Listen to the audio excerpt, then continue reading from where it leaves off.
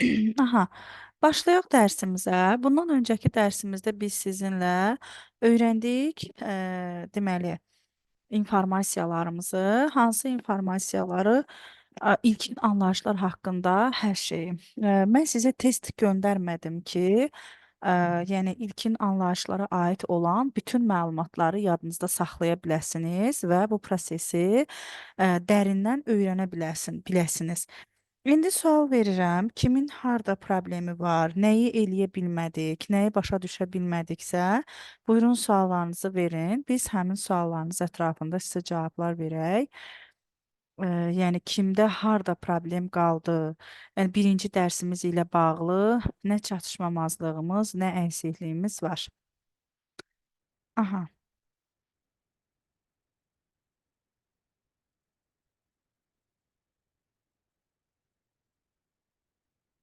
aha. Yəqin ki, heç kəsdə sual yoxdur. Davam eləyək biz bu günləri. İkinci dərsimiz ilə. İkinci dərsimiz bizim üçün olacaq müxtəlif tiplər üzərində müxtəlif əməllər. Biz əgər tiplərdən danışırıqsa, deməli dəyişənə mənimsədilmiş bütün tiplər haqqında bizim anlayışımız olmalıdır ki, bir dəyişənə hansı tipləri mənimsədə bilərik. Baxın, biz bu gün tiplər haqqında danışırıq sizinlə. Əgər biz Python proqramlaşdırma dilində yazdığımız hər hansısa bir sətrin çap olunmağını istəmiriksə, yəni çap olunmağını istəmirik. Sadəcə istəyirik ki, yəni o eləcə bir addım kimi qalsın. Onda biz o yazdığımız həmin sətri DS işarəsi yazırıq, DS işarəsi. Ondan sonra həmin sətrimizi daxil edirik. DS işarəsindən sonra daxil etdiyimiz sətrimiz çap olunmur. Yəni proqram onu kod kimi, komanda kimi başa düşmür. Proqram onu yalnız və yalnız belə deyək də, yalnız və yalnız şərh kimi, komment kimi, rəy kimi anlamış olacaq. Amma şərhlər DS işarəsi ilə yazanda şərhlər bir sətirdən.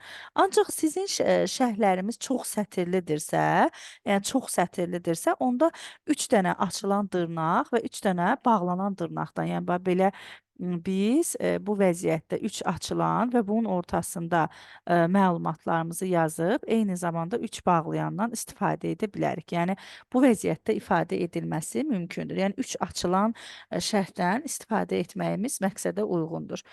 İndi biz məsələn bax burada 3 açılan dırnaqla indi bunlar arasında boşluqlarımızı daxil elədik. Məlumatlarımızı yazdıq. Daha sonra yəni bir neçə sətr yazandan sonra eyni zamanda bax bu 3 açılan dırnaqla da onu bağlaya bilərik. Yəni bu o deməkdir ki, həmin o hissəmiz çap olunmayacaq. Yəni burdan biz artıq yazmışıq da 3 dənə açılan olmalıdır, 3 dənə də bağlanan olmalıdır. Və birini artıq yazan kimi artıq o mahiyyətini itirmiş olacaq. Baxın, bu sadəcə bizim üçün, əslində bunu bilsiz harda yazırıq? Bunu fayl menyusu new file'da, yəni şərh kimi yazmalıyıq. Interpretatorda istifadə eləyəndə DS-lə, amma fayl menyusu new file'da yazanda gəlin baxaq. Bunu işarələdik buradan.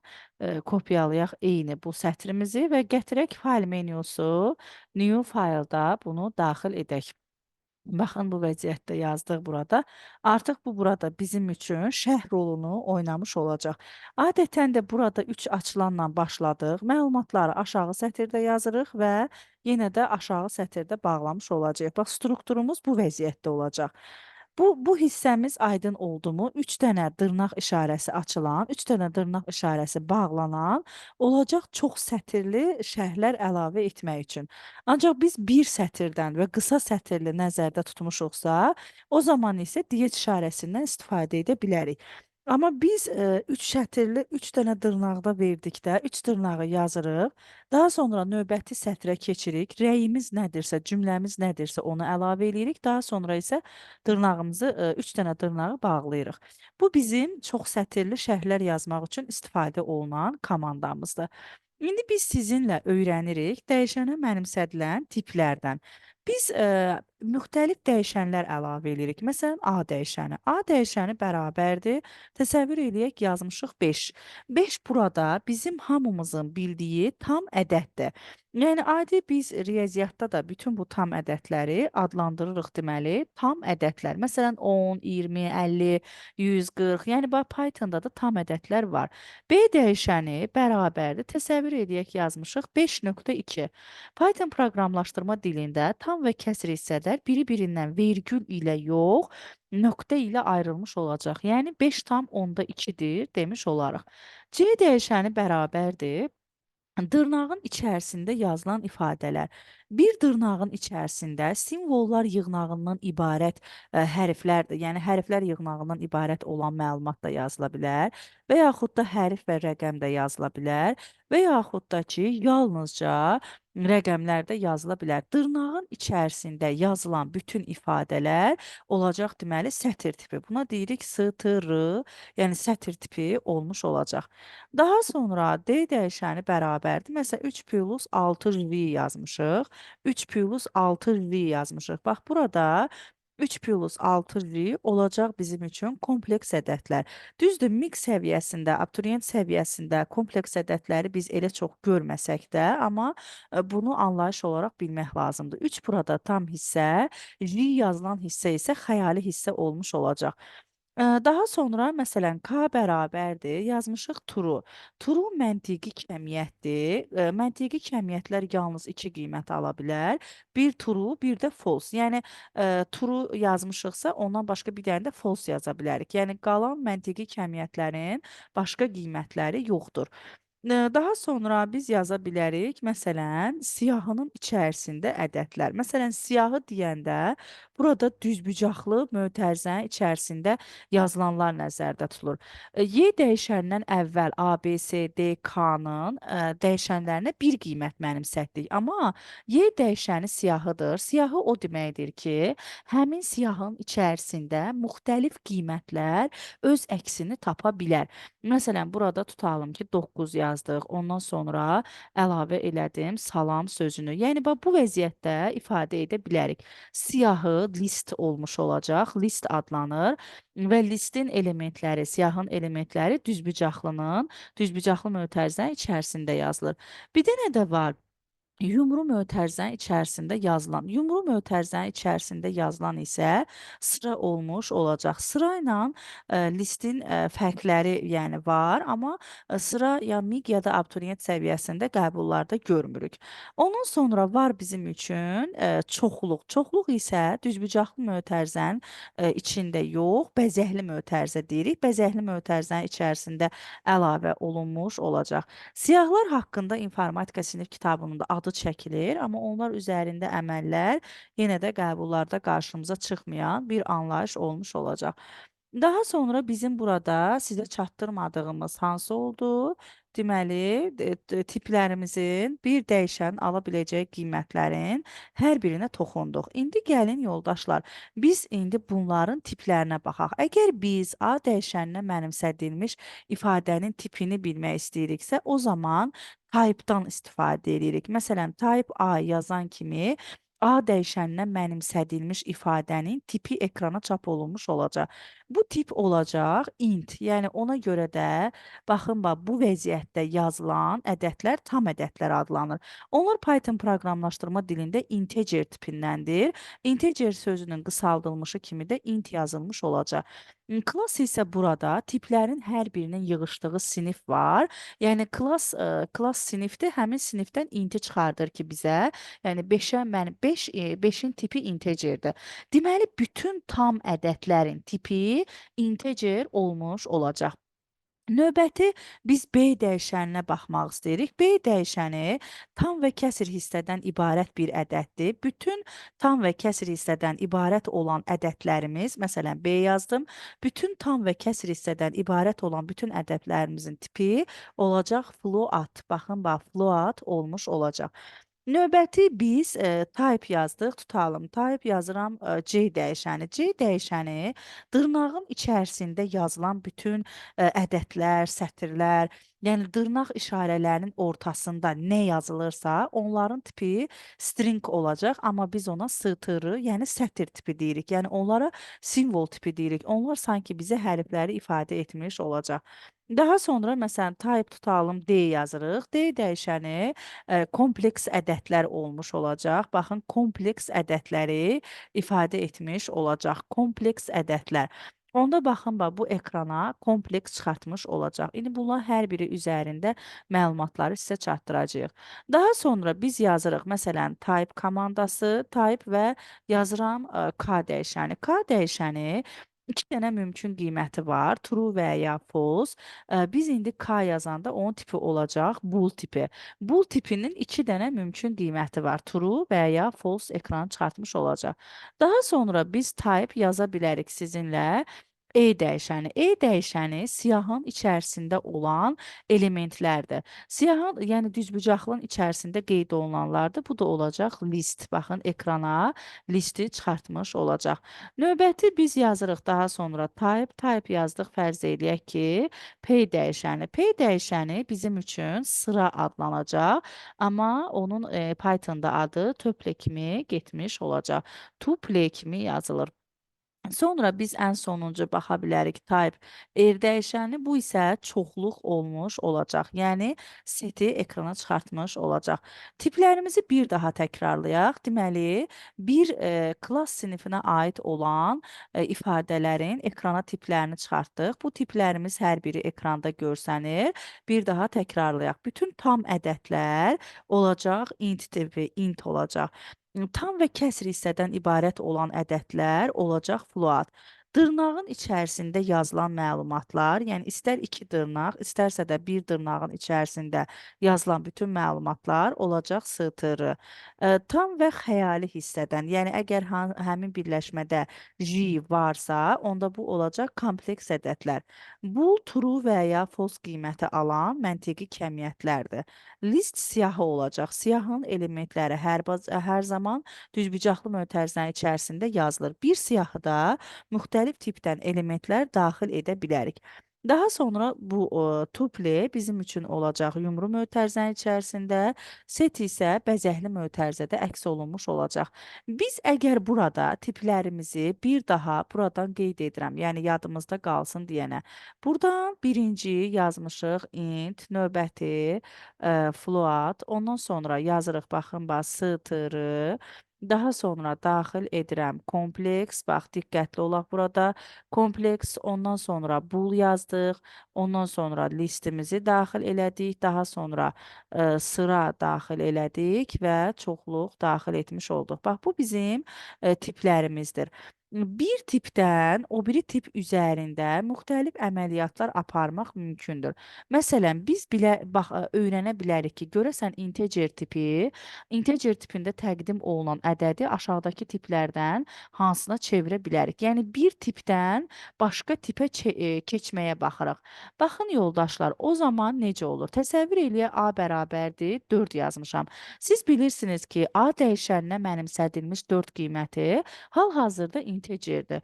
Biz görək bu A dəyişəni floata, sətrə, kompleksə, bula, listə, tupula, setə necə çevrilir? Bunun üçün belə yazırıq. Məsələn, baxın, yazıram ki, float A. Görək integer tipində təqdim olunan ədədimiz nəyə çevrilə bilir? Baxın, nəyə çevrilə biləcək? Integer tipi floata çevrilirmi? Əlbəttə, baxın, çevrildi.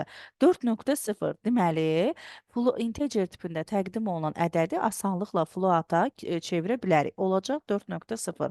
Daha sonra biz yaza bilərik sizin üçün str.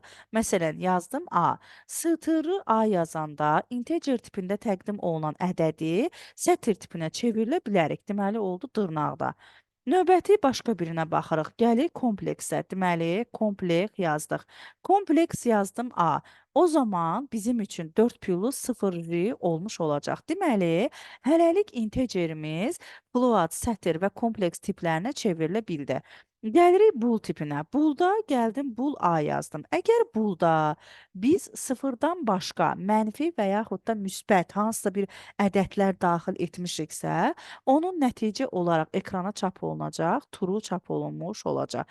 Deməli, bulda bir daha qeyd edirəm, sıfırdan başqa mənfi, müsbət hansı ədədləri daxil ediriksə, bizə true çıxartmış olacaq. Bir dənə sıfırı daxil eləyəndə bizə false çıxardacaq. İndi gəlirəm, baxın, list A yazmışam. Bax, burada diqqətli olun. Deməli, integer tipində təqdim olunan ədəd listə çevrilə bilmir. Integer tipində təqdim olunan ədəd sıraya çevrilə bilmir. Integer tipində təqdim olunan ədəd çoxluğa çevrilə bilmir. Deməli, baxın, qeyd götürənlərimiz integer tipi float, sətir, kompleks bula çevrilə bildi, ancaq list sıra və çoxluğa çevrilə bilmədi. Deməli, integer tipindən nəyə keçid ala bildiksə, onları sizinlə görmüş olduq. İndi gəlin floatı yoxlayırıq.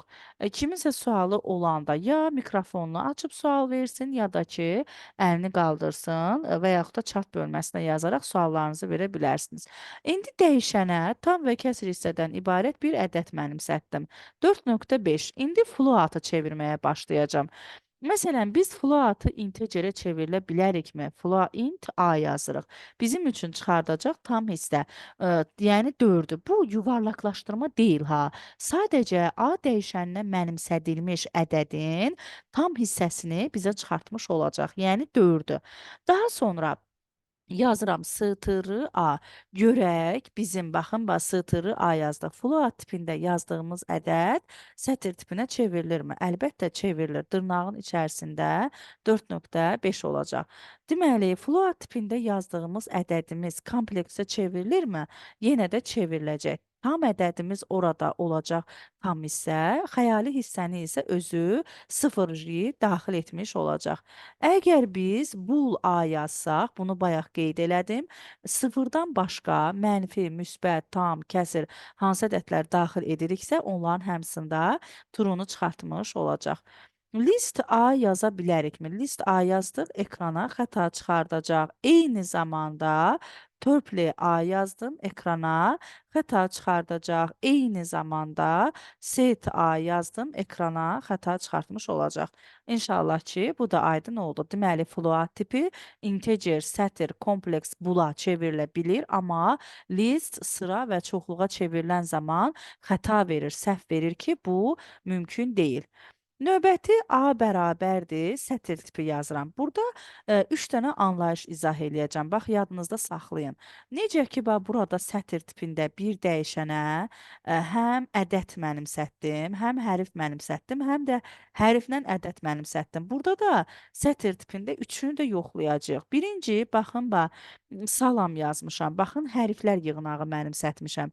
İndi təbii ki, biz gəlib int A yazanda biz düşünürük ki, bu bizə xəta verəcək. Çünki salam sözünün ədəd qarşılığı yoxdur. Əgər biz gəlib burada indi sizin üçün float A yazsam, baxın, float A yazsam, bu yenə də xəta verəcək. Çünki salam sözünün kəsr hissə tipi yoxdur. Kompleks yazsam, baxın, kompleks yazsam, yenə də bu bizə xəta verəcək. Çünki salam sözünün ədəd qarşılığı yoxdur. İndi gəlib bulda yazsam, baxın, bul A yazsam, bunu bayaq qeyd elədim ki, sıfırdan başqa mənfi, müsbət, hərf nə olur olsun mənimsədiriksə, bizə true çıxartmış olacaq. Ondan sonra list yazırıq. List A. Sətr tipində təqdim olunan ifadələri listə çevirmək mümkündür. O simvolların hər biri siyahının ayrı-ayrı tək-tək elementləri olmuş olacaq. Yəni burada S hərfi ayrı bir simvol, A, L, A mı? Yəni o simvolların hər biri siyahının ayrıca elementləri olmuş olacaq. Deməli, integer tipində, daha doğrusu siyahı tipində təqdim olunan simvolları, sətr tipində təqdim olunan hərflər yığınağından ibarət olan simvolları listə çevirmək mümkündür. Eyni zamanda törpli A da yaza bilərik. Bu da mümkün olacaq. Bizə baxın, bu vəziyyətdə çıxardacaq. Eyni zamanda çoxluq kimi də yaza bilərik. Sadəcə çoxluq kimi çıxardanda burada iki simvolu, əgər iki dənə eyni simvol varsa, onu bir dəfə yazacaq. Yəni, mals sözünü daxil etmiş olacaq. Yəni, iki dənə A var idi, onu bircə dəfə daxil etmiş olacaq. Deməli, sətr tipində təqdim olunan hərfləri biz integerə çevirə bilmədik, floata çevirə bilmədik, kompleksə çevirə bilmədik. Qalan bütün çevirmələri burada gördük.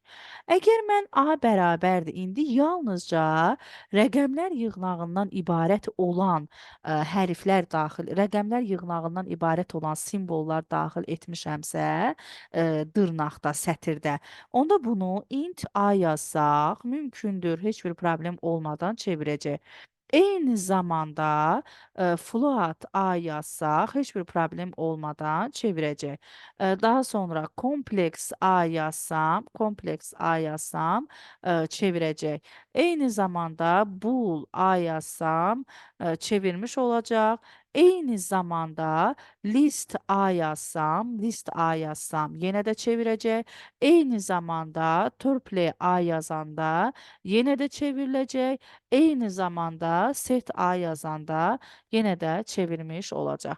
Deməli, yenə də çevirmiş olacaq. Aydın oldu. Deməli, sətr tipində təqdim olunan ədədləri integerə, floata, kompleksə, bula, listə, sıraya və çoxluğa çevirə bilərik. Aydın oldumu? Başa düşdükmü?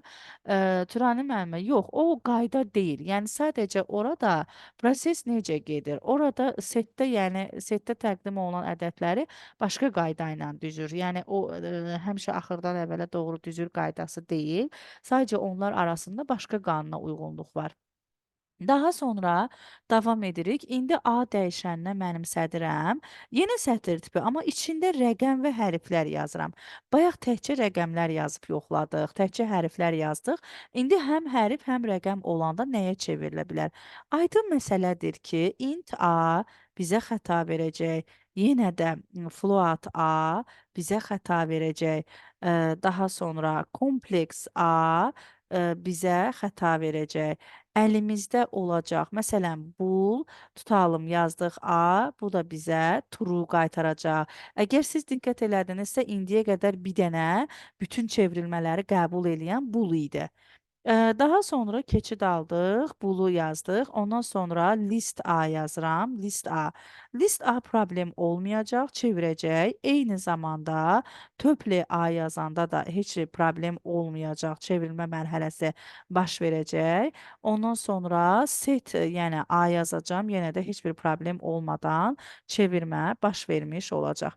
Deməli, baxın yoldaşlar, bax burada artıq biz gördük ki, baxın artıq gördük ki, biz sətr tipi salamdan necə işlədi, rəqəm və hərf olanda necə işlədi, rəqəmdə necə işlədi. Yəni bunu da dəqiq şəkildə yadımızda saxlamalıyıq. Davam edirik kompleks ədədlərlə. Kompleks ədədlər, məsələn 4 plus 3J yazmışam. Bilirik ki, mütləq kompleks ədədlərdə yanında J olmalıdır. Yəni o J olmasa bu mümkün deyil. Onda necə olur? Məsələn, biz gəlib bunu int A-ya çeviririk. O zaman problem baş verir. Çünki deyir ki, mən 4-ü çevirdim, bəs 3-ü neyniyim? Ona görə də kompleksdən integerə çevrilmə yoxdur. Daha sonra kompleksdən, baxın, float yazdıq. Kompleksdən floata çevrilmə yoxdur. Sonra STR A yazdıq. Burada heç bir problem olmayacaq. Onu sətr tipinə çevirəcək. Sonra bool tipində bool A yazdıq. Bizə çıxardacaq yenə true. Listə çevirəndə diqqətli olaq. Listə çevirəndə list A. Yəni kompleksi listə çevirmək istəyirik, bizə xəta verəcək. Kompleksi sıraya çevirmək istəyirik, bizə xəta verəcək. Bircə dəqiqə düzgün yazmadım burada. Buradan yazdıq, tutalım A. Daha sonra buradan set A yazsam, bax set A yazsam bizə xəta vermiş olacaq. Bu da artıq aydın oldu ki, kompleks yalnızca sətr tipi və bool tipinə çevrilə bilir. Qalan bütün çevrilmələrdə xəta olacaq. İndi gələk bul tipinə baxaq. Bul tipi bayaqdan bütün çevrilmələrə rahatlıqla çevrilir. Görəsən indi biz bulda yazdığımız kəmiyyəti, məsələn, tutalım true yazmışıq. Yəni bulun tipi true'dur da. True'nun çevrilməsini necə edəcəyik? Baxın, yazırıq burada int a yazıram. Int a. Int a'ya yazanda bizə 1-i çıxardacaq. Deməli, true integer tipində əgər hesablamalara daxil ediriksə, o zaman ekrana 1 çıxardacaq. Əgər biz float A yazmışıqsa, bu zaman ekrana 1.0 çıxardacaq. Daha sonra str A yazmışaqsa, ekrana dırnaqda true'nu çıxardacaq.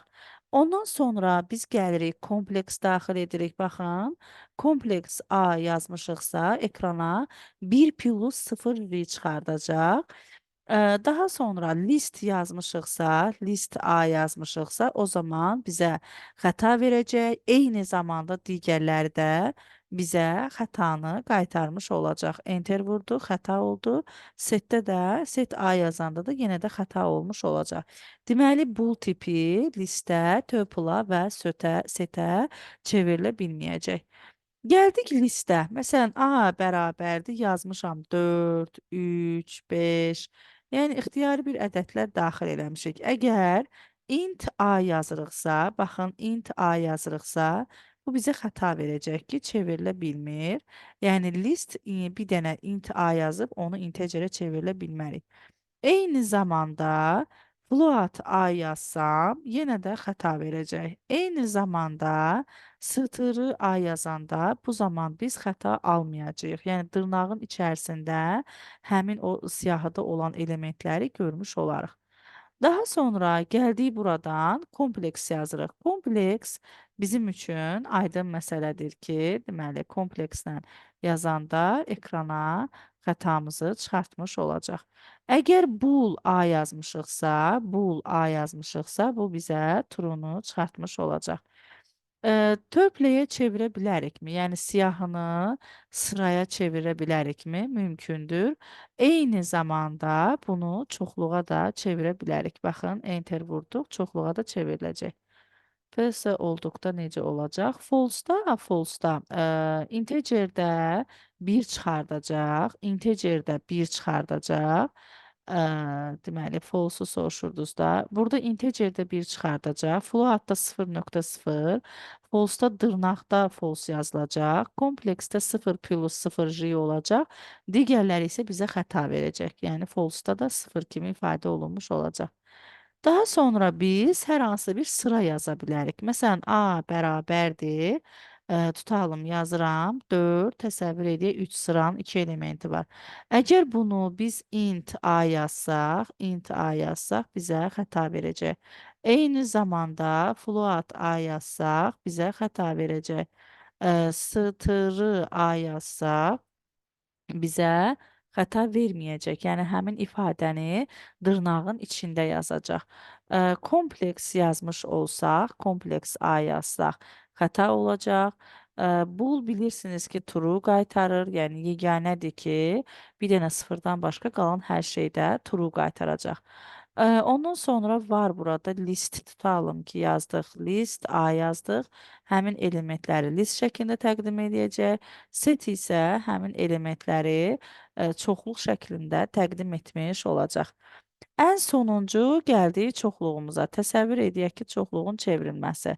Digərlərində olduğu kimi, məsələn, çoxluğun çevrilməsi. Məsələn, biz int A yazsaq, bu çoxluq integerə çevrilməyəcək.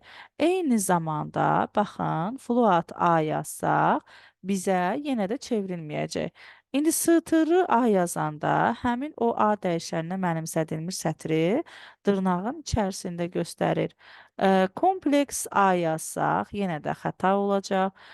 Bool A yazanda bizə true qiymətini çıxardacaq.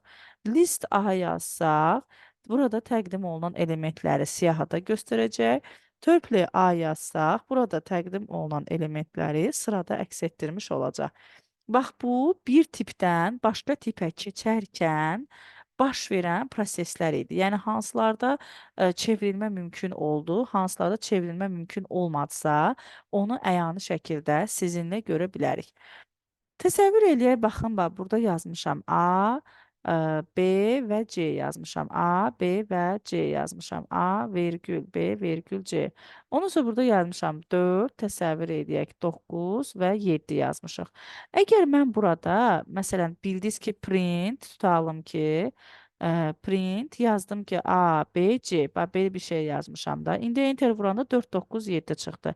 Bir də var ki, A, B, C yazmışam və belə yazmışam. 4, 9, 7. Bax, siyahıda vermişəm elementləri. Biz yenə də print A, B və C-yə daxil edə bilərik. Bu zaman bizim üçün yenə də bax, siyahın içərisində olanda da siyahın elementlərindən birinci element birinci dəyişənə, ikinci element ikinci dəyişənə, üçüncü element isə üçüncü dəyişənə bərabər olmuş olacaq. Və yaxud da belə bir uzun misallar ola bilər. Məsələn, int, ondan sonra yazmışam str, ondan sonra yazmışıq float, float təsəvvür edək, ondan sonra da yazmışam 4.6. Bax, belə bir ədəd daxil eləmişəm. Deyirəm ki, A dəyişəni nəyə bərabər ola bilər? Burada siz baxırsınız ki, mötərizənin içərisində verilən tip floatdır. Float tipidir də. Float tipimiz floata çevrilir. Olacaq 4.6. Sonra onu sətr tipinə çevirəcəyik. Float sətrə çevirdi. Dırnaqda olacaq 4.6.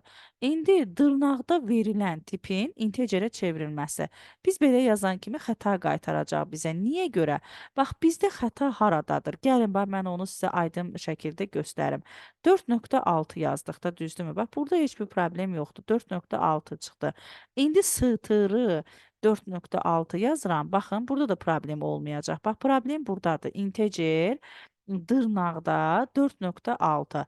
Niyə görə burada problem yarandı? Yoldaşlar, burada problem ona görə yarandı ki, burada iki dənə tip var. Bax, biri float tipidir, biri floatdır, biri də sətirdir. İki tipdən o birisi integer tipinə eyni anda çevrilə bilmərik. Orada mütləq onun əvvəlində ya biz float yazmalıydıq, ya da başqa bir sətr tipi yazmalıydıq ki, yəni o tiplərin birindən azad olsun. Ondan sonra çevrilmə aktiv ola bilərdi. Yəni ondan sonra çevrilməmizi həyata keçirdə bilərdik. Məsələn, biz belə yaza bilərikmi? Burada yazdım int, ondan sonra yazdım float, ondan sonra yazdım ki, dırnaqda 4.6. Bax, belə bir ifadəni indi daxil elədim. İndi 4-ü qaytaracaq, bəli. Yəni, bax, bu tipin içərisində, bax, burada iki dənə tip var. Biri dırnaqdır, yəni sətr tipidir, biri də floatdır. Onun ikisindən eyni anda integerə atlaya bilmir. Onun birindən bir dəfə azad oluruq. Yəni, dırnaqda olan 4.6-nı floata çevirdik. Oldu, deməli, 4.6, 4.6, onun da integeri olacaq 4. Yəni, iki eyni tipdən birinə, yəni sətr tipi ilə floatda bunu nəzərə almaq lazımdır. Daha sonra biz, yəni indi bu tiplər üzərində əməllərə baxmalıyıq. Tiplər üzərində əməllər, birinci gəlirik, bizim ifadələrimizin hər biri təsəvvür edək ki, sətr tipidir. Təsəvvür edək, A bərabərdir, yazmışam, tutalım ki, dırnaqda 31. Ondan sonra B bərabərdir, dırnaqda 1, 3. Məsələn, C bərabərdir, yazıram A plus B-yə. Əgər tiplərin hər ikisi sətr tipidirsə, bu mümkün, bunu toplamaq mümkün olacaq. Yəni olacaq sətr tipi olaraq dırnaqda A-mız olacaq 3, 1, üstə gəlinsin 1, 3. Sətr tiplərinin toplanması onların yanaşı yazılmasıdır. Olacaq deməli dırnaqda 3, 1 və 1, 3. Yəni ona görə də bizim indi burada C dəyişənini ekrana çıxartmaq istəyəndə 3, 1, 1, 3 çap olunmuş olacaq. Əgər biz buna print ilə müraciət etsək, siz də bilirsiniz ki, printdə C dəyişəni 20 olacaq. Baxın, bax, printdə C dəyişəni 20 olacaq. Bu da bizim üçün bura aid olan bir ifadədir. Məsələn, sətr tipinə aid olan bir sualı, qəbul sualını diqqətinizə çatdıraq. Məsələn, biri AB-dir. B də bərabərdir. Məsələn, tutalım ki, B, C, A-ya. Belə bir şey yazmışıq. Yazıram A bərabərdir A plus B. B bərabərdir A plus B. C bərabərdir A plus B və yazıram ki, print C. Baxın bax, print C-ni daxil etdim. Bax, belə bir şey yazdıq. Bu qəbul sualıdır. Yəni MİQ-in qəbulunda əks olunan suallardandır. İndi baxaq görək bu necə ifadə olunacaq. Baxın yoldaşlar, birinci burada biz gəlirik. A dəyişəni dırnaqda A B-yə bərabərdir. B dəyişəni isə B C A-ya.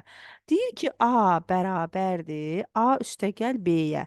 Biz də bilirik ki, əgər tiplərin hər biri sətr tipi olarsa, onda onların toplanması mümkündür. Yanaşı yazılacaq.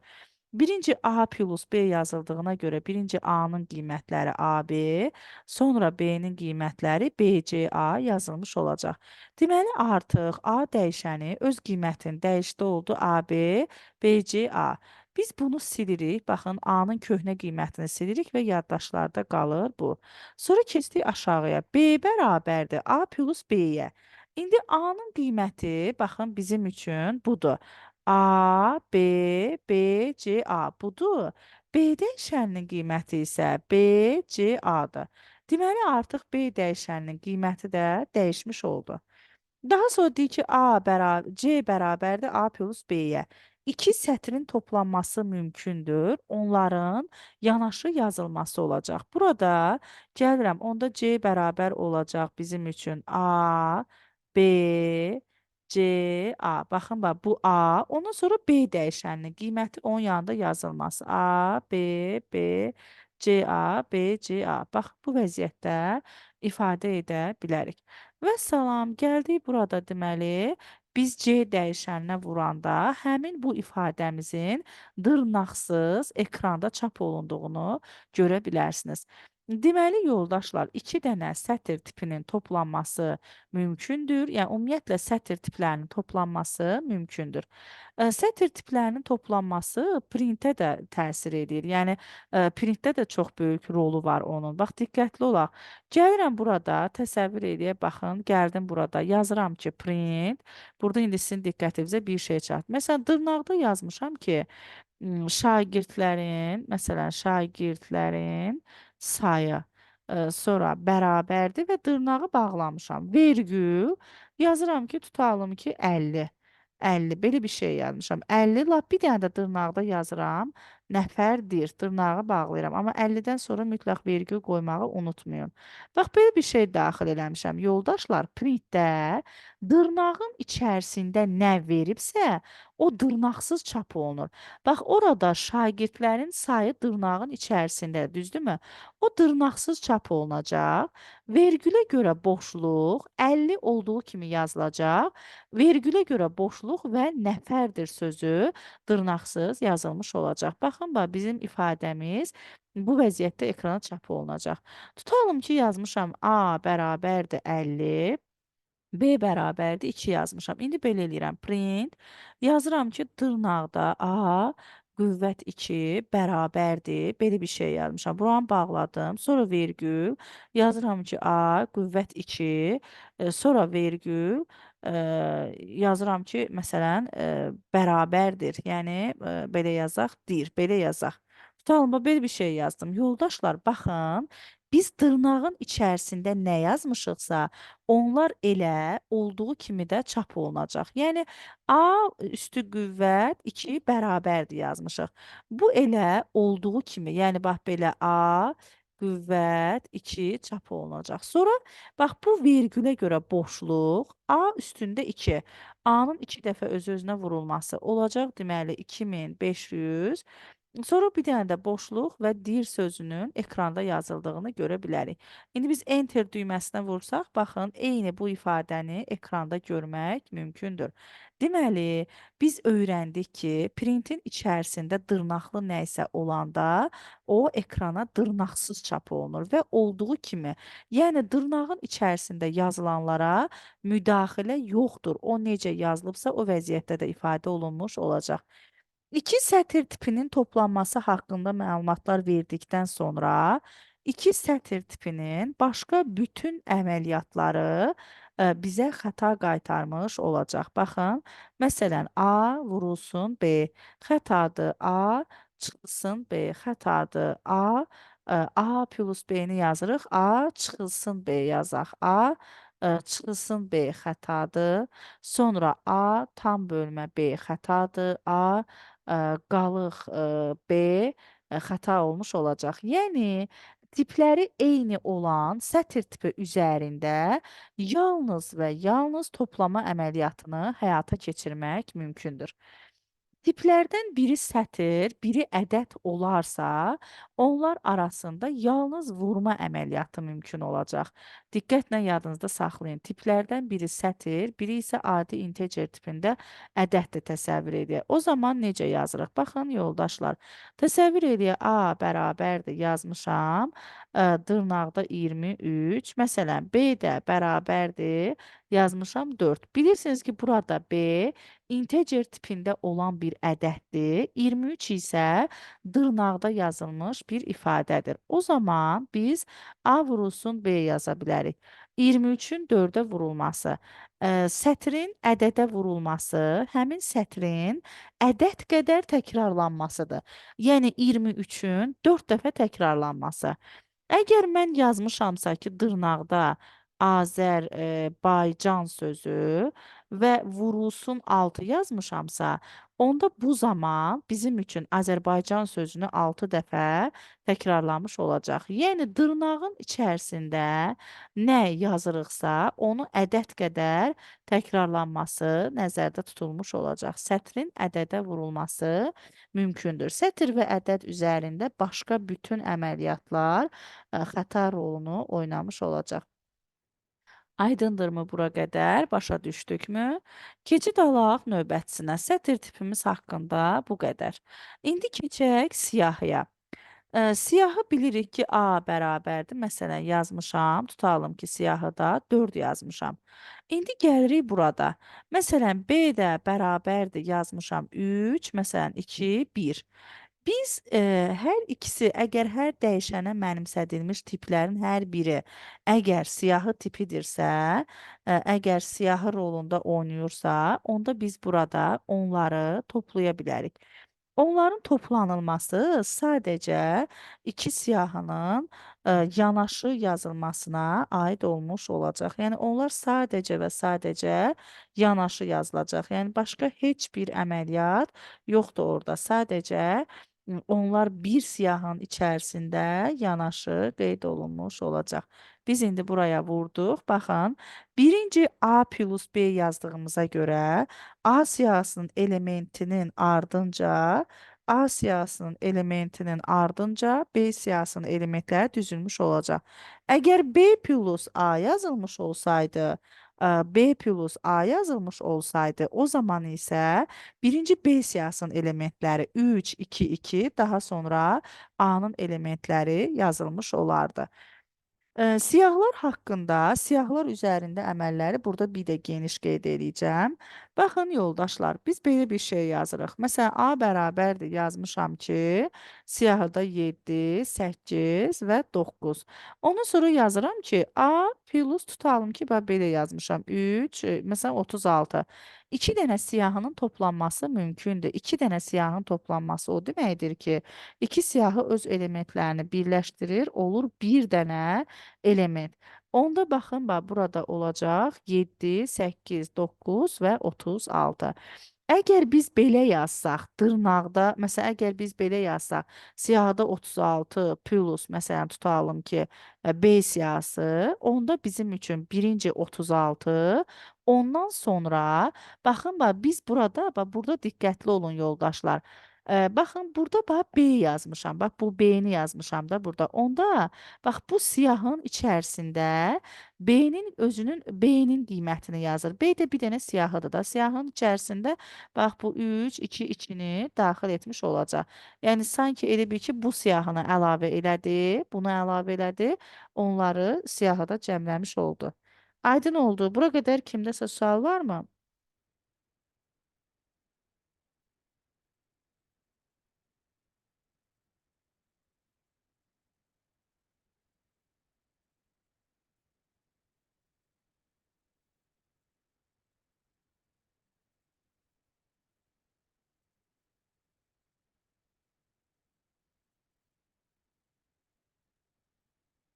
Aha, bura qədər yəqin ki, heç bir sualınız yoxdur. Gəlin bu hissəni bir də diqqətinizə çatdırım. Baxın, burada diqqətli olun. Gəlirəm, yazıram ki, A bərabərdir 4, 9, bir dənə də 7 yazmışam. B bərabərdir, yazıram 13, fərz edək 56. Əgər biz burada baxın bax belə yazırıqsa A plus B, onda bunlar, yəni A dəyişəninə müraciət etmək və B dəyişəninə müraciət etmək kimi başa düşülür. Və ekrana A plus B, yəni 4, 9, 7, 13, 56. Yəni iki siyahı birləşir, bir siyahı da çap olunur. Amma əgər mən dırnaqda siyahıda A, üstəgəl siyahıda B deyirəmsə, bu yenə də A dəyişəninə B dəyişəninə müraciət edir. Amma elə bil ki, A-nın qiymətlərini bax bunun içinə əlavə eləyir, B-nin qiymətlərini də bax bunun içinə. Onlar elə bil ki, siyahının içərisində iki siyahı kimi birləşmiş olurlar. Baxın, yəni bir siyahıda birinci A-nın elementləri yazılır, vergül daha sonra B-nin elementləri yazılmış olacaq. İnşallah ki, fərqləri aydınlata bildik. Siyahıda olduğu kimi, baxın bax, biz bayaqlarım sətiri öyrəndik. Sətirdə olduğu kimi, məsələn, A yazmışıq 7, 8, 9, bax belə bir şey yazmışıq. Siyahının elementlərinin 2-yə vurulması var. A vurulsun 2.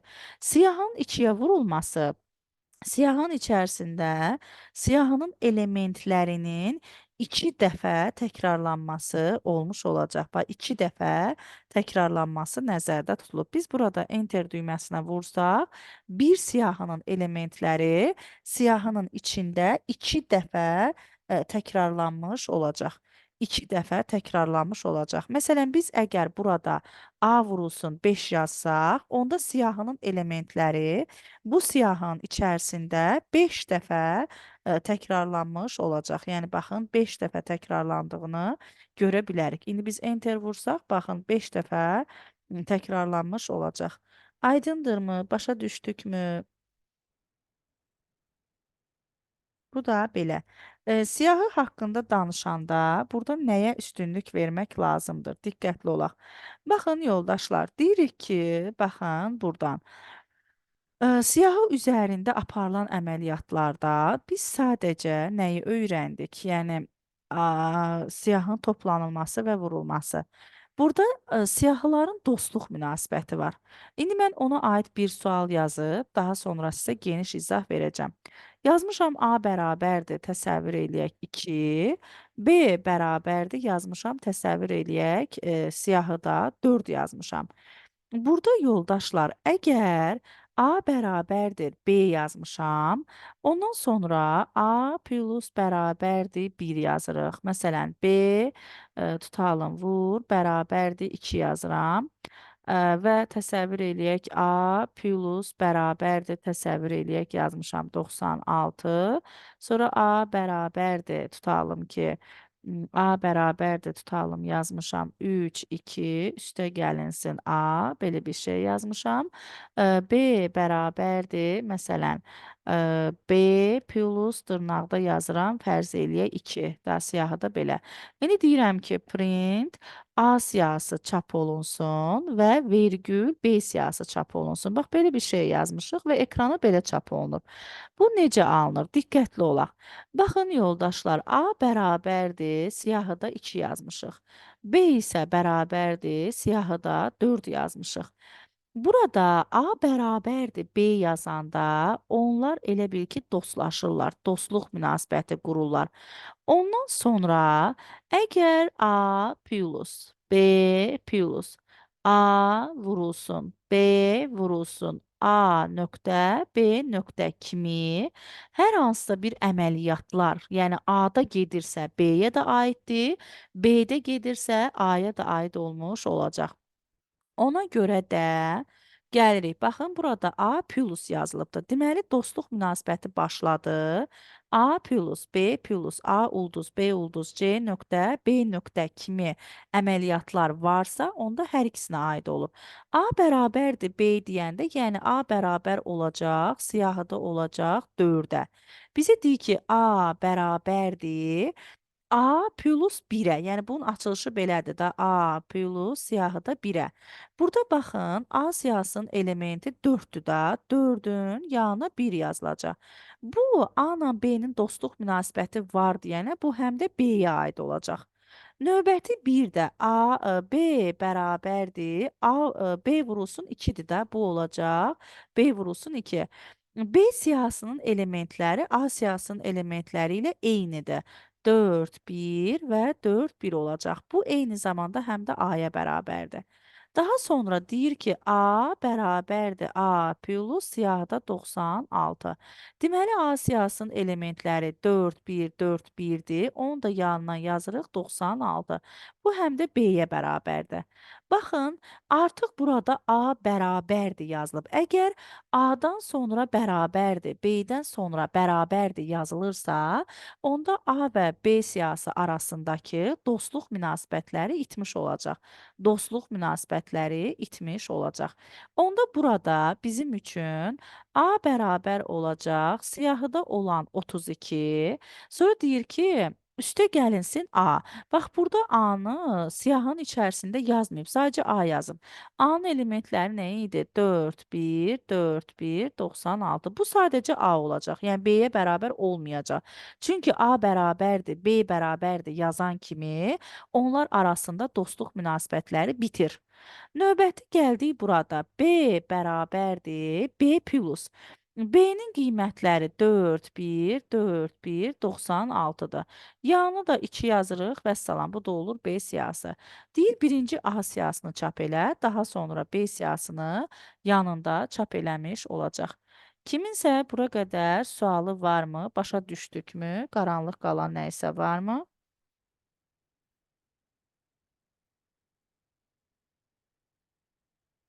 Aydın oldu mu?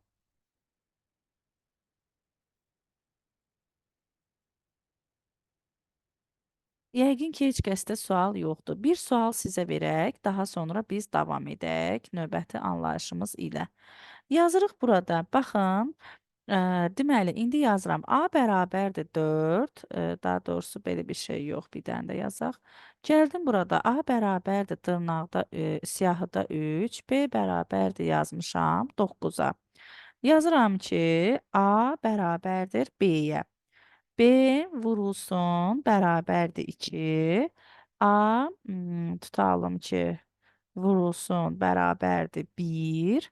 Ondan sonra yazıram A plus bərabərdir dırnaqda siyahıda 3. Sonra A plus bərabərdir 4. Belə bir şey yazdıq. Ondan sonra A bərabərdir 4. Yazırıq siyahıda deməli 4 üstə gəl tutalım B. B bərabərdir A plus məsələn A plus yazmışam 2. İndi deyirəm ki, print A və B-ni çap edin. Çap bölməsinə cavablarınızı yazın.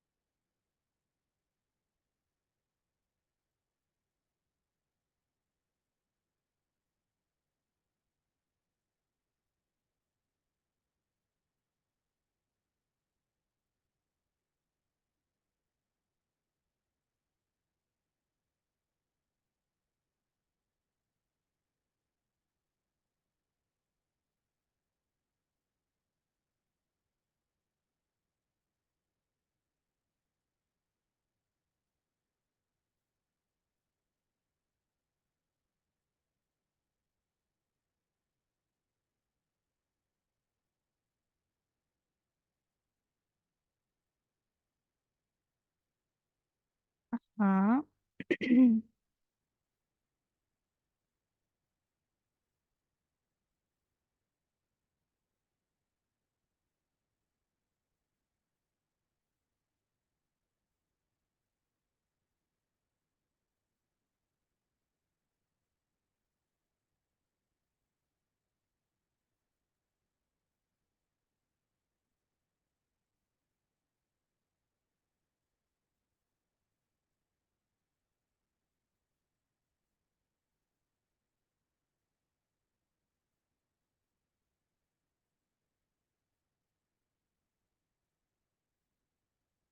Deməli, hər kəs yazsın. Zəhmət olmasa cavablarınızı qeyd eləyin.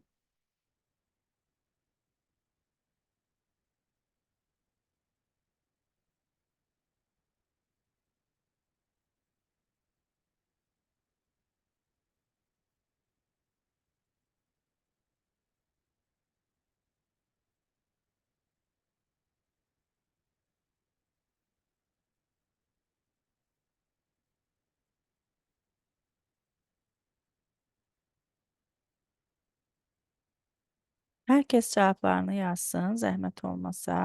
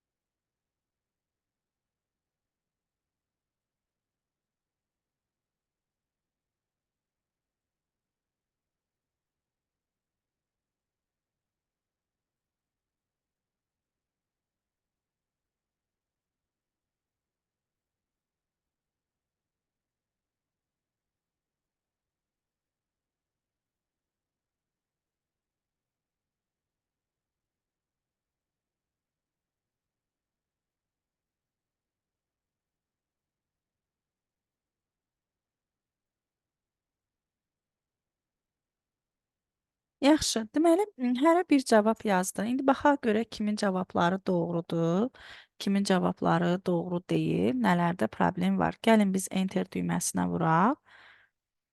49934, 49934, 2. Bəli, deməli istəyəndə alınır. Doğru cavablar alınıb, əla, amma doğru olmayanlar da var. Gəlin baxaq. A 3-dür, B 9-dur. Afərin, əlbəttə, əla Aynur müəllimə. Deməli, A bərabərdir B. A ilə B-nin arasında dostluq münasibəti başladı. Yəni, A bərabər oldu 9-a. Eyni zamanda B də bərabər olacaq 9-a. Ta ki onlar arasındakı dostluq bərabərdir işarəsini görənə qədər, yəni davam edəcək. İndi burada B bərabərdir, B vurulsun 2-dir. Baxın, bizim A da B-mizdə 9-dur. Onun 2-yə vurulması 9-un 2 dəfə təkrarlanması deməkdir. Bu həm də A-ya bərabərdir. Daha sonra A bərabərdir, A vurulsun 1 deyir. Vurulsun 1, yəni onun elementlərinin bircə dəfə təkrarlanmasıdır. Yəni sadəcə elə 9 9 olmuş olacaq. Yəni burada heç bir problem baş verməyəcək. Olacaq həm də B-yə. A bərabərdir, A plus 3 yazılıbdır. Deməli, A-nın qiyməti 9, 9, 3 olmuş olacaq. Bu həm də B-yə bərabərdir. A bərabər olacaq 9, 9, 3. Ondan sonra gəldik burada 3-dən sonra 4-ü daxil etmiş olduq. Həm də B-yə bərabər oldu. A bərabərdini görən kimi onlar dalaşırlar, aralarında dostluq münasibətləri qırılır və belə deyək də bütün hadisələr elə bil ki başa dönür. Yəni onlar arasında artıq heç bir, yəni belə deyək də informasiya, heç bir yəni ortaqlıq olmur. A bərabərdir 4, yəni 4 olacaq plus B. B-nin qiyməti də A-nın qiyməti də 9, 9, 3, 4-dür. Daha bu A-ya bərabər olacaq. Yəni daha B-yə bu bərabər deyil. Sonra B bərabərdir. Deyir ki, A plus 2-yə.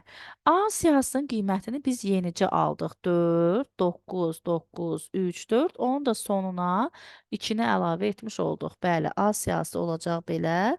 Bu da bizim B siyahımız olmuş olacaq. Belə, aydındırmı? Başa düşdükmü?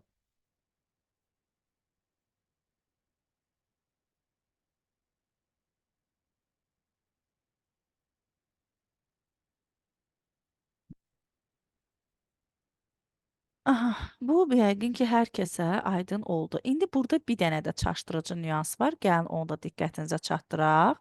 Bəzən A bərabərdir, böyük bir siyahı yazılır. 4, 9, 5, 8. Məsələn 9. Ondan sonra A vurulsun 0 yazılır. 0. Siyahının elementlərinin 0 dəfə təkrarlanması, yəni boş bir siyahı çıxardır bizə. Ona görə də bax bu hissədə, yəni bu hissədə diqqətli olun. Bu hissədə belə deyək də, vacib bir hissəni yadınızdan çıxartmayın. Aydın oldumu? Başa düşdükmü? Bu bizim, yəni ən önəmli bir hissəmizdir. Kiminsə sualı varsa, başa düşmədiyiniz yerləri bizdən soruşun.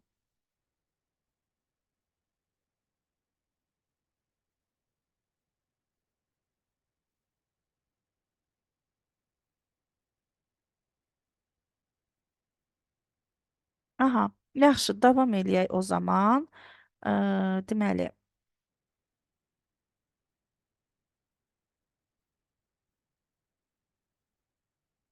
davam eləyək o zaman. Bu siyahılar üzərində əməllər idi. Sıra üzərində əməli sizə deyirəm, amma yəni o qəbullara düşmür. Sadəcə yəni sıra üzərində olan əməllər də sıranın ikiyə vurulması, sıranın elementlərini iki dəfə təkrarlayacaq. Sırayla sıranı da yenə də toplaya bilərik. Yəni listə necədirsə, sırada da eyni qaydada olur. Sadəcə onlar yəni qəbullara düşmür. Yəni onlar qəbullarda olmur deyənə onun üzərində artıq yəni sizə belə deyək də məlumat belə deyək də onları ona görə sizin diqqətinizə çatdırmıram. Yəni onları belə deyək də demirəm. Keçək növbəti anlayışımıza. Bir dənə də kompleks ədədlər deyəcəm sizə. Kompleks ədədlər necə olur? Məsələn, baxın yoldaşlar, A bərabərdir. Yazmışam 2 plus məsələn 2 j. Sonra yazmışam ki, B bərabərdir. Məsələn, 1 üstə gəlinsin 3j. Belə yazmışam.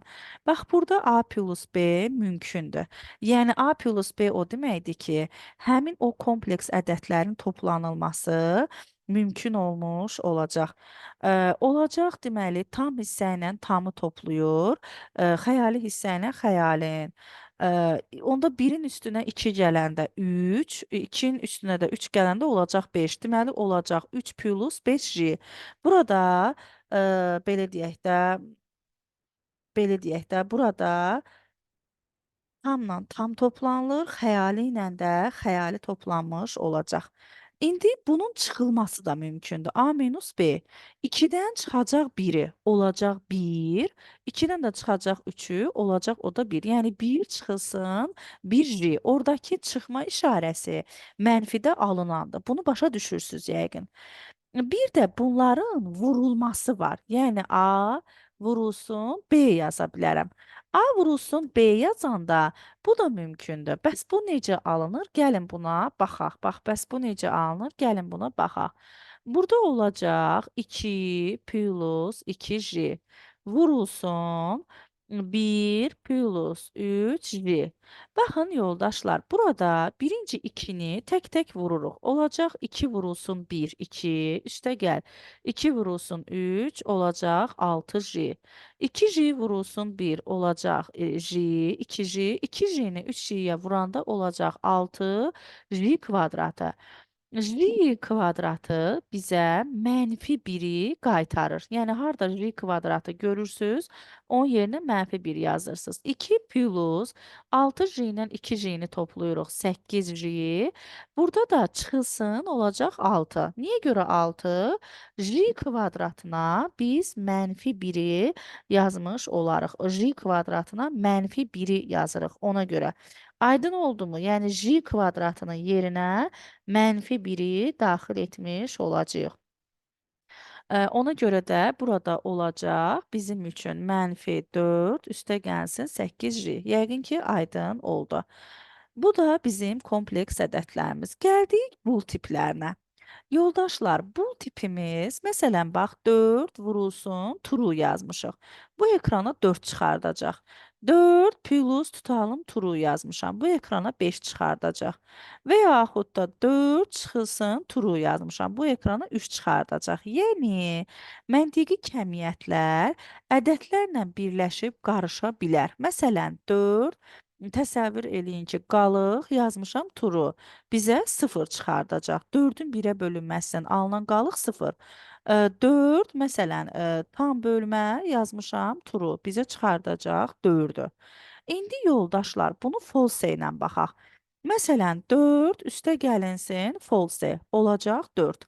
4 məsələn vurulsun, false bizə qaytaracaq 0-ı. 4 vurulsun 0 kimi. 4 məsələn çıxılsın, false qaytaracaq 4-ü.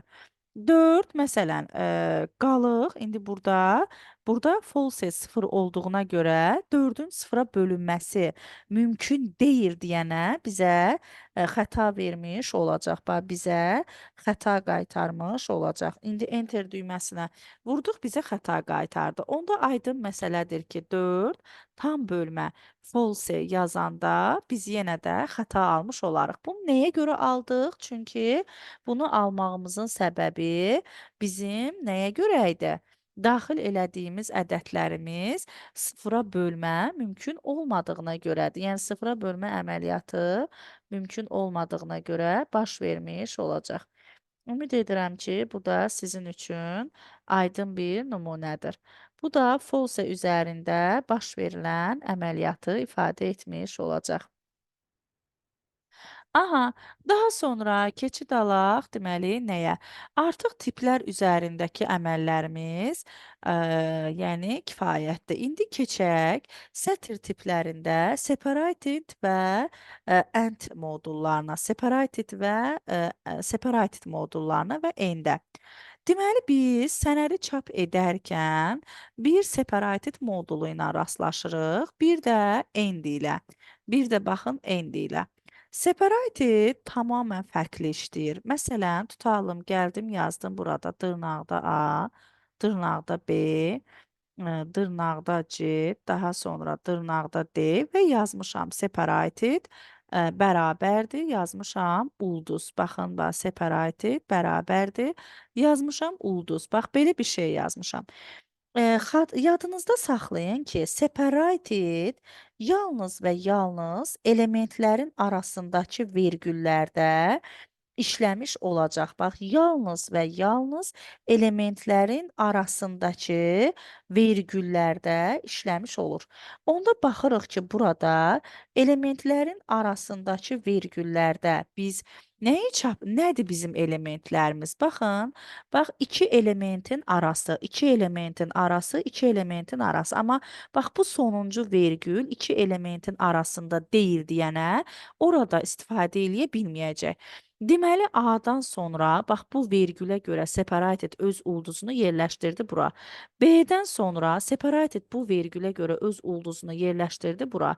C-dən sonra separated öz ulduzuna görə yerləşdirdi ora. Da D-dən sonra yerləşdirə bilmir. Çünki separated yalnız və yalnız elementlərin aralığında işləmiş olacaq. Yalnız və yalnız elementlərin aralığında işləyəcək.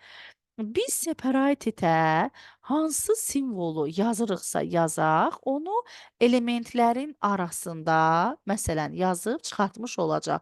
Separated'dən nə daxil etmişiksə, onu elementlərin arasında yazıb bizim üçün çıxartmış olacaq. Bu, hər birimizə aydın olan bir nümunədir. Doğrudurmu?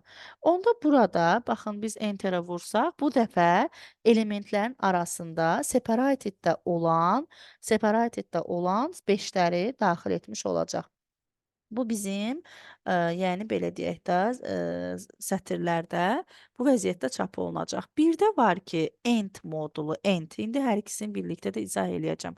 Bir də var end modulu. End modulu isə son sözündədir də, end sonuncu. End ona görə də yalnız və yalnız sonuncu vergüldə işləmiş olacaq. Bax, yalnız və yalnız sonuncu vergüldə işləmiş olacaq. İndi biz bura enter vuranda olacaq A, B, C yalnız sonuncu vergüldə öz ulduzunun ekrana çıxardılmasını görə bilərsiniz. Əgər biz bir misalda həm separated, həm də end yazmışıqsa, heç bir problem yoxdur, ikisi də işləyəcək. Hərəsi öz yerində işləyəcək. Separated elementlərin aralığında, end isə sonunda işləmiş olacaq. Orada separatedlə endin arasında vergül qoymalıydım. Düzgün qoymadığıma görə çap prosesini də düzgün yerinə yetirmədi. İndi baxın, separated elementlərin arasında end isə yalnız sonuncuda işləmiş olacaq. Daha sonra biz sətr tipləri ilə işləyən zaman, məsələn, yazmışam burada salam sözü. Siz bilirsiniz ki, bu salam sözünü belə vurduq, ekrana bu vəziyyətdə çap elədi. Əgər biz bu salam sözünün əvvəlində bir dənə ulduz işarəsi yazsam, bir dənə ulduz işarəsi, onda bu simvolların aralarında boşluq qoyaraq tək-tək çap eləyəcək. Bəs sual eləyə bilərsiniz ki, ay müəllim, bunun əvvəlində, məsələn, bu vəziyyətdə gətirdim, separated yazıram və burada baxın, ulduz yazıram. Bu vəziyyətdə ekrana baxın, belə çap olunur. Bəs mən gəlib əgər salam sözünün əvvəlinə ulduz yazsam, onda separated təsir qabiliyyəti varmı? Əlbəttə, o zaman separated, yəni bax bu ulduz elementlərin arasında boşluq qoyacaq. Separated də həmin boşluğa öz simvolunu yerləşdirəcək. O zaman isə baxın, bu vəziyyətdə çapdan çıxdığını görə bilərsiniz. Yəni təsir qabiliyyətini görmək üçün nəzərdə tutulmuş bir ifadədir. Daha sonra biz burada nəyi görə bilərik?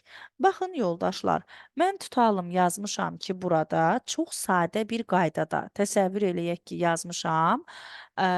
Gəldik burdan elə birbaşa salam sözünü yazıram və bu salam sözündən sonra bir dənə slash n yazıram. Bax çox diqqətli olun. Slash n yazıram. Və elə yanındaca yazıram, vətən sözünü və nida qoydum, dırnağı bağladım. Enter vurduq. Biz enter vuran kimi, ay bir dənə dırnaq, bir dənə mötərizə qoymuşam, ikincisinə ehtiyac yoxdur. Deməli baxın, enter vurdum. Bizim üçün elə bu vəziyyətdə də çap olunacaq. Burada nəyi səhv salırıq yoldaşlar? Bax bu slash işarəsi əgər istiqaməti sol tərəfədirsə, o zaman növbəti sətrə keçmək rolunu oynayır. Bax, diqqətli olun. Sağ tərəfə yazanda heç bir 2 yoxdur. Amma bunu sol tərəfə yazanda, bax, sol tərəfə yazanda bu növbəti sətrə keçmək funksiyasını ödəmiş olacaq. Salam sözünü yazır, slash eni görən kimi növbəti sətrə keçdi və vətən sözünü yazmış oldu. Burada başqa kəmiyyətlər də var. Bir dənə də t hərfi var. T hərfi isə tabulyasiya deməkdir. Yəni boşluq, tab simvolu var ha, tabdakı, bax boşluğu ifadə etmiş olacaq. Baxın, salam, 4 dənə boşluq qoyacaq. 4 dənə boşluq, ondan sonra vətən sözünü daxil etmiş olacaq. Yəni bax burada t hərfi tab sözündən əmələ gəlibdir. Tabulyasiya kimi istifadə olunmuş olacaq. Aydındırmı? Başa düşdükmü?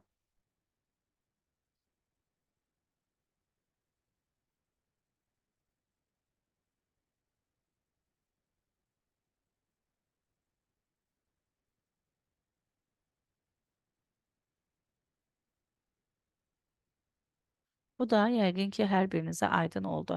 Növbəti mən burada başqa bir şey də diqqətinizə çatdıraq. Təsəvvür eləyək ki, baxın, bunu yazmışam, bu ifadəni yazmışam, ancaq biraz fərqli qaydada. Sizdən istəyirəm cavabı, zəhmət olmasa siz yazarsınız. Baxın, burada vergül yazıram deməli.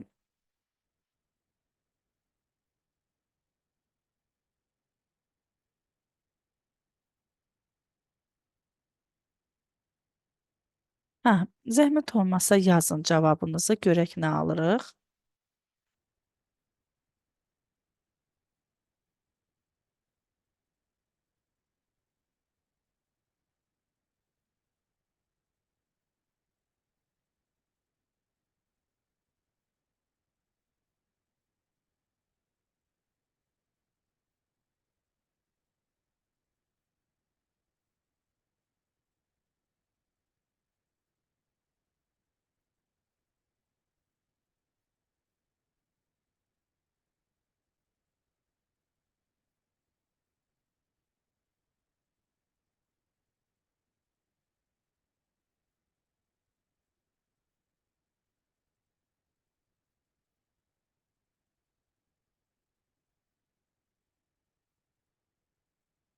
Aha, deməli baxın yoldaşlar, gəlin enter düyməsinə vuraq və biz belə bir ifadə aldıq. Enterə vurduqdan sonra belə bir ifadə aldıq. Burada diqqətli olmağımızda fayda var. Fayda nədir? Deməli, bax burada bizim aha, deməli baxın yoldaşlar, gəlin yazaq. Baxın burada separated elementlərin aralığında olan vergüllərdə işləyəcək, sonuncu vergüldə işləyə bilməyəcək. Yəni sonuncunun üstündən x çəkdim. İndi A-nı yazıram və A-nı yazandan sonra vergülə görə separatə müraciət edirəm. Burada slash n-dir. Slash n növbəti sətrə keçir və ulduzu yazır. Bax, ulduzu yazdı. Ulduzu yazandan sonra B-ni yazır. B-dən sonraki vergülə görə separatə müraciət eləyir. Yenə də slash n-ə görə növbət sətrə keçir. Ulduzu yazır. Ulduzu yazandan sonra, bax burada slash n-in yanında ulduz var. Ulduzu yazır. Ulduzu yazandan sonra burada bir dənə də slash n görür. Onda deməli, bax baxın bax ulduzu yazdı. Ulduzu yazandan sonra bax bu slash n-ə görə keçdi növbəti sətrə. Sonra təzədən baxın yoldaşlar, növbəti sətrə keçdi. Bax bu vergülə görə, bax bu vergülə görə yenə də növbəti sətrə keçdi. Yenə də növbəti sətrə keçdi və növbəti sətrə keçəndən sonra bax bu ulduzu yazdı. Bu ulduzumuzu yazdı. Baxın bax bu ulduzumuzu yazdı və x, y-i daxil elədi. Baxın x, y-i daxil elədi. Ondan sonra x, y-dən sonra yenə də bu slash n-ə görə növbəti sətrə keçdi və ulduzu daxil elədi. Ulduzu daxil eləyəndən sonra c-ni yazdı. C-dən sonraki slash-ə görə, slash n-ə görə növbəti sətrə keçdi və D-ni yazdı. D-dən sonraki slashdə, daha doğrusu səhv yazdım. C növbəti sətrə keçdi. Bircə dəqiqə. C-dən sonrasını bir də izah edirəm. C-dən sonra bax bu slash n-ə görə növbəti sətrə keçdi və bax bu ulduzu yazdı. Ulduzu yazandan sonra D-ni gördü.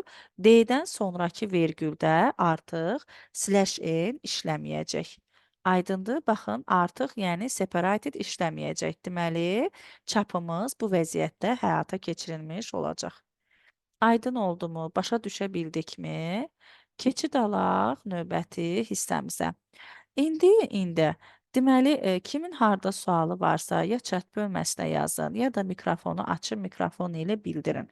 Baxın, yazmışam A, B, C, yazmışam 4, 2 və 3 yazmışam.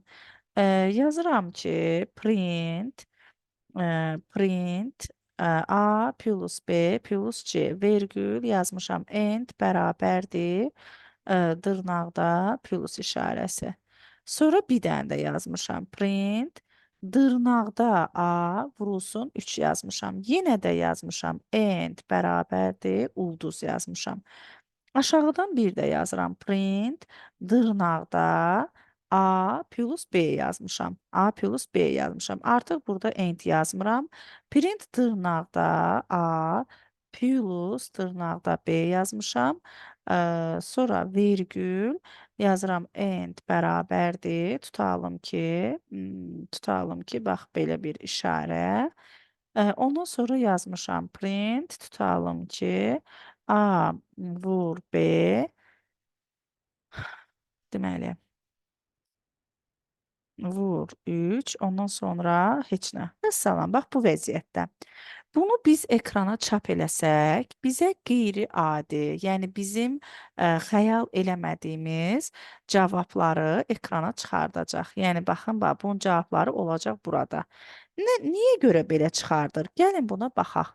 Baxın yoldaşlar, burada A plus B plus C.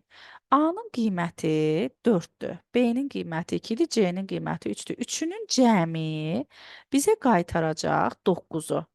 9-u yazdıq. 9-dan sonra bax bu sonuncu vergüldə end işləyəcək.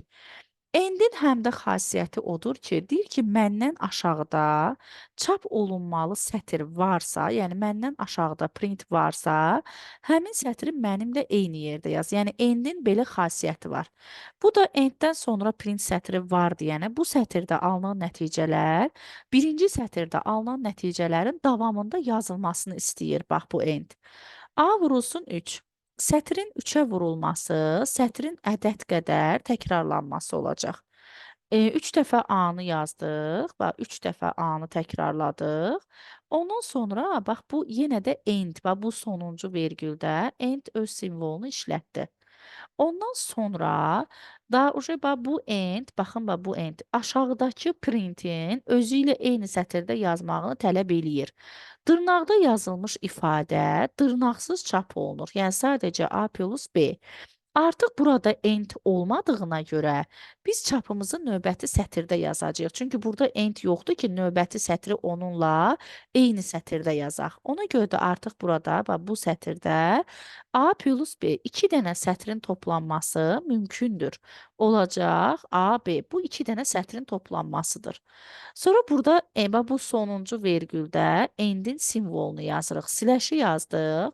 Burada A vurulsun B dırnaqda verilmiş ifadədir. Onun ədədə vurulması A vurulsun B-ni 3 dəfə təkrarlamış olacaq. Və salam deməli cavabımız olacaq bu vəziyyətdə. Aydındırmı? Başa düşdükmü? Qaranlıq qalan yeri varsa suallarınızı verin və baxaq. Gəlin birini də sizə verək və görək necə olmuş olacaq. Deməli, burada öyrəndik ki, end əgər özündən aşağıda növbəti sətirdə çap varsa, onu özü ilə eyni yazmış olacaq. Əgər bizim dırnaqda olan ifadələrimizin ədədə vurulmasından söhbət gedirsə, onda o ədəd qədər təkrarlanacaq. İndi sizə müraciət eləyirəm, yazın zəhmət olmasa.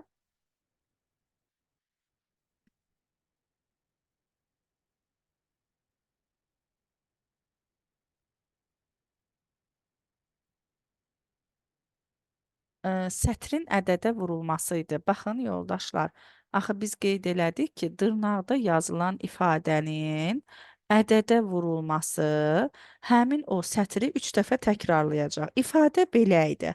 Bunun da 3-ə vurulması 3 dəfə təkrarlayacaq. A vurulsun B, A vurulsun B, A vurulsun B. Sətrin ədədə vurulması sətri 3 dəfə təkrarlayır. Yəni bu ona görə idi. Burada dırnaqda yazılıb da bu ifadə. Bu dırnaqdadır deyənə sətirdir. Bu da int tipidir. Sətrin ədədə vurulması sətrin ədəd qədər təkrarlanmasıdır. Sətirdə olduğuna görə 3 dəfə təkrarladı.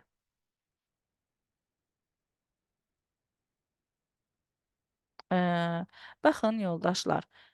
Sualı heyf ki sildim. Əgər bizdə A bərabərdir 4 yazmışam, B bərabərdir 4 yazmışam. Burada yazıramsa ki, print A plus B. Bu A-la bu B eynidir. Onlara müraciət edir. Amma əgər diqqətli olaq da, əgər dırnaqda A plus dırnaqda B yazıramsa, bununla bu eyni deyil axı. Bu dəyişənin adıdır, amma bu sadəcə hərf tipində olan A-dır. Yəni bunun nəticəsi iki sətrin toplanmasıdır da, yəni AB olacaq. Əgər gəlib təzədən burada yazmışamsa print, dırnaqda A vurulsun 3 yazmışıqsa, bu axı bizim bu dəyişən ilə eyni deyil. Yəni bu dırnaqda A-dır. Dırnaqdakı A-nı 3-ə vuranda 3 dəfə təkrarlayır. Bunu keçən dəfəki dərsimizdə, yəni dırnaq hissəsini, axı burada dəyişənə müraciət olunma hissəsini izah eləmişdik ki, yəni dəyişən yalnız özünə bənzərə müraciət edə bilir. Ayrı yazıldı deyirsiz. Ayrı yazılmağı endə görəydi də. Gəlin burada da izah eləyərəm. Yəni sualı deyən kimi tam verin ki, onun üzərində izah eləyə bilək. Əgər hər hansısa bir sətrin sonunda end varsa, o həmin sətri çap olunmuş sətrin yanında yazacaq. End yoxdursa növbəti sətirdə yazacaq. End yəni növbəti sətirdə çap olunanı özü ilə eyni sətirdə yazmağın da işini görmüş olacaq. Daha sonra davam eləyək burada.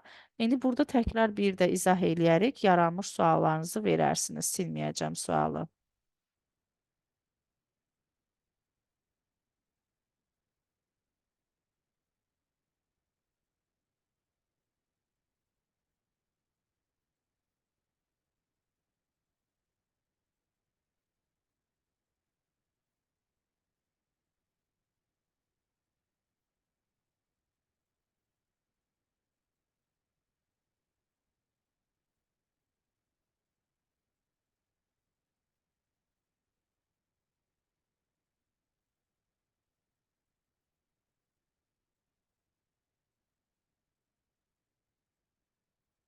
Aha. Hər biriniz yazmağa çalışın. Görək nə alırıq. Cavablarınızı yazın, daha sonra yenidən bir də izah verək.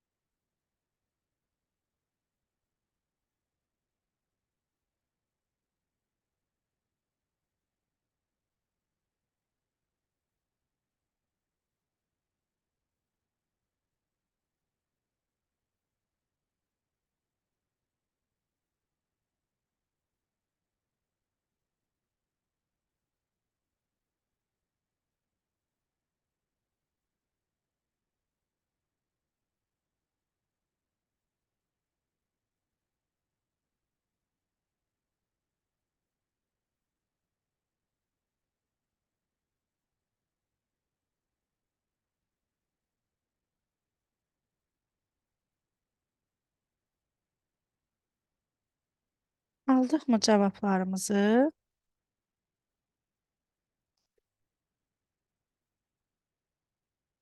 Aha. O zaman gəlin proqramı çalışdıraq görək nə aldıq və müzakirə edək görək cavablarımız necədir. 19, ABC və s. Görək eyni almışıqmı? Deməli yoldaşlar, A dəyişəninin qiyməti 1, B dəyişəninin qiyməti 4, C dəyişəninin qiyməti isə 1 olmuş olacaq. Bunu hər birimiz aldıq, düzdürmü? İndi gəlin baxaq. Baxın burada A vurulsun 2. 1-i 2-yə vurduq. Olacaq 2. Üstə gəlinsin. 4 üstündə 2, 16. 1 üstündə 2 olacaq 1. Deməli, burada aldıq 10, 9 və bax bu endə görə plus. Endə görə sonuncu vergüldə plusu yazdıq. Endin həm də xasiyyəti nə idi?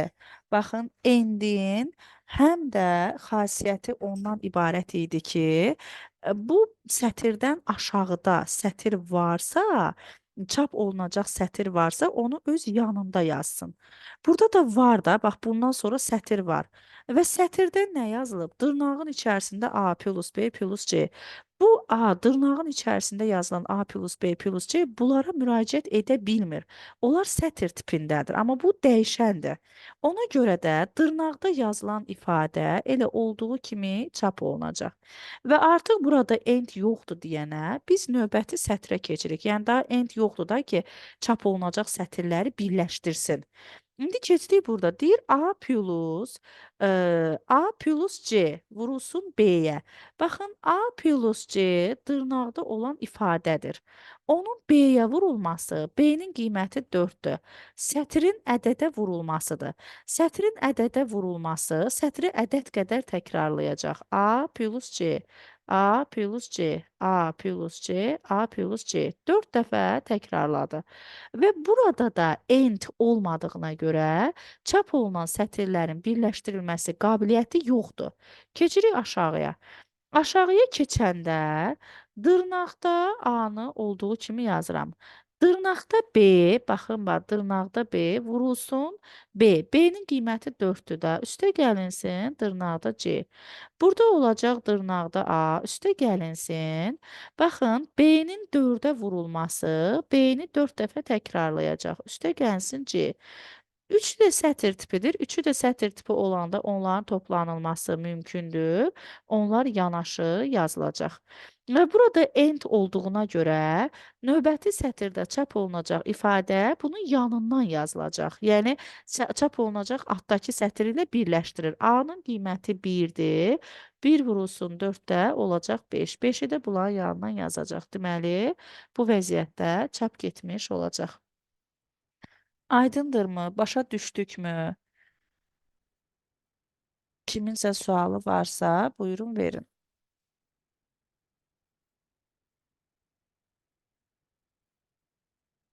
Kiminsə sualı varsa, buyurun verin.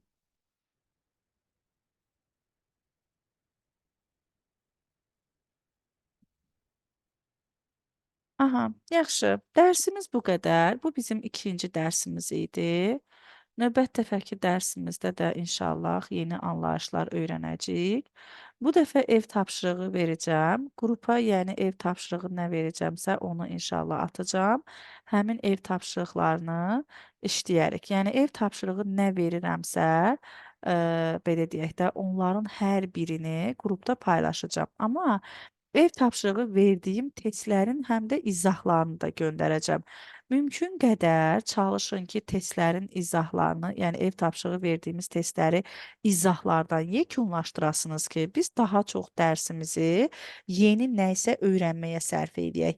Düzdür, yenə də nə sualınız varsa onlara cavab yazacağıq, onlara cavab verəcəyik, o heç. Ancaq ki, çalışın ki, biz dərsimizdə ən çox, yəni belə deyək də, yeni dərs öyrənməyə sərf edək.